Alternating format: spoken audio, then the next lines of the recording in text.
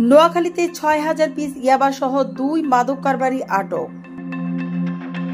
Noakhali সেনবাগে ৬,০০০ piece ইয়াবা ও নগদ ১৩,৬০০ টাকা সহ ২ মাদক কারবারিকে আটক করেছে পুলিশ। শনিবার ২৬শে জুলাই দুপুর ১টার দিকে উপজেলা সেবারহাট বাজার থেকে তাদের আটক করা হয়।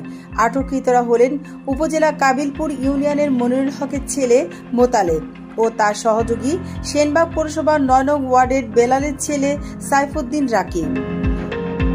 পুলিশ জানায়, গোপন সংবাদের ভিত্তিতে দুপুর ১টার দিকে উপজেলা সেবারহাট বাজার দরজা গ্যালারি নামক দোকানের সামনে অভিযান চালায়।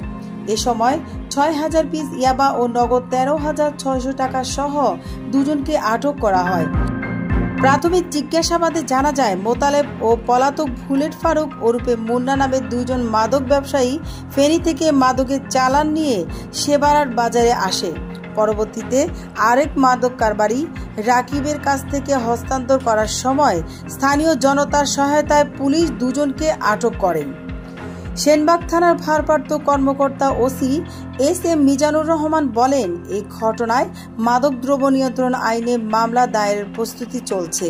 এ মামলায় আসামিদের গ্রেফতার দেখিয়ে নোয়াখালী চিফ জুডিশিয়াল ম্যাজিস্ট্রেট আদালতে সোপর্দ করা হবে।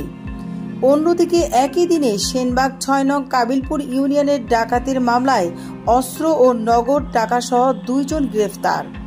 রুমানা ইসলাম, সিএন টেলিভিশন, নোয়াখালী।